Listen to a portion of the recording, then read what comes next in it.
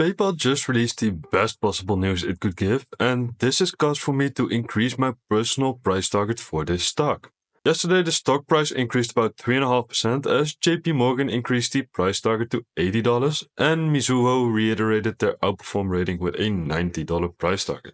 This is also a trend we see ever since the end of February, as we can see from the white line, which represents the average analyst price target. And we are also seeing the stock break out of the trading range it has been stuck in for the last year. But before explaining why I have increased my fair value for this stock, let me start by giving you a small recap what has happened to the stock and why it went down from a high of $310 to a low of $50.25 on October 27th of last year. A drawdown of 85% where the stock hit a PE of just 11. Now, I do have to admit that PayPal is the largest holding in the grown quality portfolio, but also in my personal portfolio. So that's something I want to get out of the way right here, right now. And it's by far the largest position because I see a lot of upside in this name. But as we start with the small recap of what has transpired over the last 3 years, we have to start to look at the height of the stock because PayPal was trying to become a financial super app, just with everything thrown in there. And this was, of course, very, very expensive to create, and it derailed the focus of the company. They did acquisitions they shouldn't have done. One of them was Happy Returns, for example, which, later on when a new CEO was placed on PayPal, was the first thing he got rid of. Now, something else we have seen happening over the past 3 years is the transaction margin dollars going down a lot. Simply a very big amount. Now, the transaction margin dollars can be best related to the gross margin purely on the transaction side of the business. So not taking the interest income from the money that's on the platform into account, for example, just strictly the transactions. Now, why has this been going down? That's most often attributed to Braintree. Braintree has way lower margins than PayPal with the branded checkout and with the growth of Braintree, which has been honestly rapid, the transaction margin dollars just have been coming down and down. So by what extent actually? Well, it kind of shocked me when I searched this up, because when we look at Q1 of 2021, the transaction margin was 57.8%. If we look at the latest earnings call, we can see that in Q1 2024, this was the lowest or the low point for now, and I think it will be the low point. And it was 45%. So from 57.8 to 45%. That's a huge drawdown in, basically gross margin on the transactions. Now, once again, we can see it here because we have the branded checkout. That's the PayPal button, basically. And we have the PSP, unbranded card processing. And here we see in Q2, we see year-over-year growth of 19%. Now, in the last quarter, this was 26%, and last year, this was 28%. This now contributes to 37% of the total payment volume of PayPal. And the unbranded checkout, that's Braintree, with way lower margins, transaction dollar margins, than the branded checkout. So we can see why the transaction margin has been coming down as much as it has. Now, if we continue down the timeline basically and we get to August 2023, we can see that PayPal installed a new CEO. Dan Schulman, the old CEO, left the company, probably under pressure of investors, and a new CEO was appointed. This was Alex Chris, and Alex Chris came from Intuit. This is a well-known story, and he ran the small and mid-sized business at Intuit. And one of the main goals for Alex Chris was to get innovation going again. And he did this with a big announcement in January of 2024, where he said that they would have an event that would shock the world. Now, they were going to release 6 new developments or innovations. And at the end of the event, which was a pre-recorded video, basically everyone that was shocked were the investors because of how disappointed they were. They expected some large new innovation, some complete overhaul or something. And what we got were 6 small innovations which should be integrated into PayPal and help the business. Now, at the time, I wasn't as negative on this as others because I saw some small innovations that could really help the platform, but in a minor way, and would be just add-ons. And if they would use this as a basis and start doing this more regularly, then I was quite confident in a turnaround of PayPal. Now, if we fast forward about 6 months, then we have two innovations that really stick and that are really promising. Now, one of these innovations was Fastlane, and the other was the ads platform.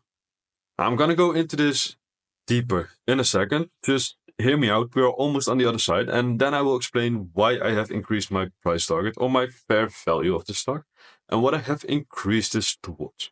So stick with me for a minute. We are almost there, and I will almost give you my fair value range. But key to this idea of upping my fair value range for this stock is what happened a few months ago. In June, we had a conference where Alex Chris went to, and they asked some pretty good questions, and we got even better answers.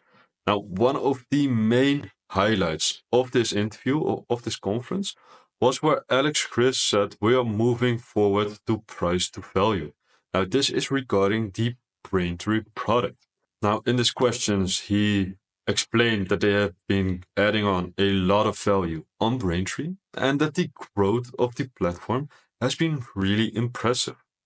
However, when you put all of that together and then have the conversation about pricing, again, no one wants to talk about pricing, but it's a heck of a lot easier to have those conversations. And he's talking about the innovations that PayPal has brought him.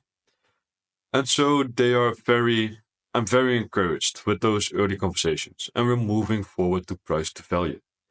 Basically, what he is saying here is that he doesn't want to give pricing anymore. I said this also on the video I made about this presentation or about this conference, but he wants to start taking prices with Braintree.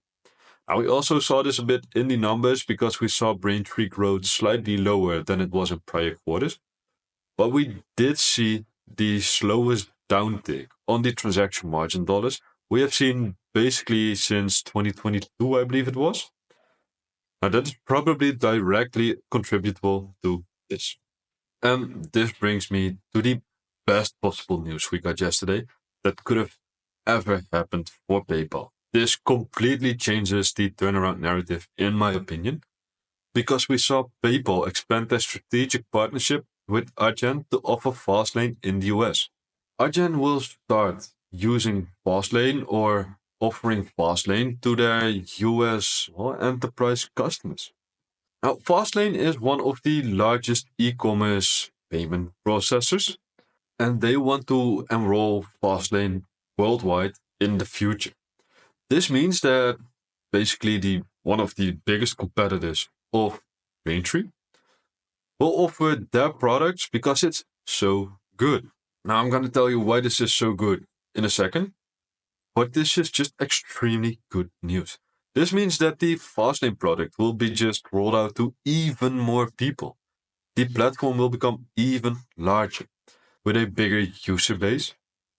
That's just perfect for PayPal. Now, my fair value for PayPal was around a 20 to 22 forward PE, based on a $4.60 GAAP EPS number for 2025. Now, this is because we see revenue growth around 8% for this business. You can see that here over the last 2 years, it's 7.5, and over the last 1 year, 7.9%. And if we look at the trailing 12-month revenue growth, we can see that this is at 8.5%, so slightly higher. But with a 8% or around an 8% revenue growth, around a 12% EPS growth, I saw this company have a fair value of 20 to 22 forward PE. Now, in order for me to believe that this will play out this way, they did need to stabilize that transaction margin, but I thought Alex Chris would be able to. Now, we see that stabilization in transaction margins as well from analysts, because here we see the EPS expectations for the next 12 months, so the coming 4 quarters, and at the latest earnings call, that just shut up. Because analysts now also believe that Alex Chris, with his entirely new management, has been able to stabilize the transaction margins. Now, if we look at Fastlane, because this is where we get to the good part, where I'm going to give you my new fair value range, and I'm going to explain why I increased it. Fastlane offers better transaction margins than Braintree does because it falls under the PPCP part of the business, so that is unbranded checkout, but it is way better than the Braintree checkouts. Now, the branded checkout has the best transaction margins. That's not Fastlane, from what I understand, but still, it should be very good. Now, with the partnership with Adyen, they will be able to grow Fastlane even faster. And what we know from Fastlane is that they can increase the speed of a payment by 36%, so the checkout. What we also know is that they will be able to increase the conversion from the checkout by 80%. Now, for small and mid-sized businesses, this is incredible. This is so key for their business. So having Fastlane would be a real game changer for them. And right now we see PayPal rolling it out, and we also see Adyen taking it over. Now we don't know the financial agreements there, but it does mean that they can increase the rate at which they are growing revenues. And that is one of the key parts for my upped price target, my upped fair value range. Now, the other thing that came forward from the innovations was the ads platform. And PayPal is taking quite a unique stance at this. Because what they say is that they want to be paid for conversion, not for clicks. And in order to build this platform, they have hired, in my opinion, basically a superstar, an all-star, and that is Mark Crether. Now, if we look at his resume, this is simply very impressive. Very, very impressive. And I think this is the right man to set this program up. And I also think it's a very unique but very good idea to let advertisers pay for conversion, not for clicks. Now, why I like the ads platform? I don't think this will be huge. Not at all. I think this will be a small part of the business, but the ads business has huge margins. And that's perfect for PayPal. That's exactly what they need. Increasing their margins is like best case scenario for this investment and for this thesis to play out. So having the ads platform, even as a smaller part of the business, as long as it can contribute to increasing the margins, that's perfect. That's all we need. So then let's get to the good part of this business. And if you agree with me, make sure to hit that subscribe button because this is where we get to the fun stuff. Okay, so let's first start off with laying some ground rules for this increased fair value range. First of all, they will need to, and I think they can, but they will need to increase their revenue growth to 10 to 12% year over year. I think they will be able to, but they also need. Then they will need to increase the EPS growth. This is currently around 12%. They will need to increase this to 15% or even higher. The higher, the better, of course, but at least over 15%. Third, they need to show increased transaction margin dollars. So if they can increase the transaction margin again, that's key for this. And that's, well, basically that's the key. That's the main factor. If they can manage to get it up again, like truly up from that 45% back to 47, 48, 49%, if they can manage to do that, together with the revenue growth and the EPS growth, I see no reason why this stock shouldn't trade at a 30 to 32 forward PE. Now, this might sound really high, but the reason I think so is because at that point, the company would have regained or found new growth, re-accelerated growth. And that's always an incredibly beautiful story to play out for a company's share price. Now, let's say they are not able to grow the revenues at 12%, but say they stick it between 8 to 10%. And EPS will stay around the growth of 12 to 15%, but they will stabilize the transaction. Now, in that case, I truly believe this stock would have to trade or can trade between a 25 to 30 forward PE. Before this news from Adyen and the success that translate for Fastlane, it for me was around a 20 to 22 forward PE. Now I think in a base case, a 25 to 30 forward PE, and in a best case scenario, a 30 to 32 forward PE basically. Now, given that best case scenario, with a forward PE of 30 and with a EPS number of $4.60, that will mean a price target around $130 to $140. Now that's best case scenario. And the base case of a 25 forward PE, that will mean a share price more so towards $110 to $120. And I think that's more realistic. However, this is also not for the next 12 months because we have such a long way to go. But we can see that historically the stock did trade over the last 10 years on average at a 29.8 forward PE. Now the stock also saw more growth. But right now we are trading at a 16 forward PE. And 16 is just very, very low. We can also see that here, because here we see the revenue growth, the trailing 12-month revenue growth, and basically it's at a low point. It's slightly coming back up again, but it's still at a very low point historically speaking. So what about EPS? Well, if we look at the yearly EPS numbers, 2022 was simply terrible. But since 2021, the EPS has grown at about 4.5% per year. And this wouldn't be really much higher if we look at it over the past 3 years, because 2020 was around the same as 2021. So that will need to increase. Now, if we look at the trailing 12 months, we can see EPS growth of 15.3%. Now, the trailing 12 months is almost the time that Alex Chris has been CEO. He has been CEO since September last year, and the upcoming earnings call will be his fourth. Now, they are still calling 2024 a transition year, but they will need to start making that transition. Now, we also see that analysts really see this turnaround coming to play, because here we see the EPS expectations for the next 12 months, and this is now at $4.50 for the upcoming 4 quarters. So that is really, really good. And why do I think we are on the other side of the story? Well, basically, if we look at the relative strength of PayPal, this is on a 1-year chart, we can see that the stock has been a massive underperformer just the past year. Over the last 3 years, this is even way worse. Now, we can see PayPal having incredible strength after the S&P 500 is grinding back up after the scare of the Japanese carry trade. We are seeing the total amount of PayPal app users that's slightly coming back up. You can see that it is flattened out and it's dipped a bit and it's now starting to slowly tick back up. So that is very positive, of course.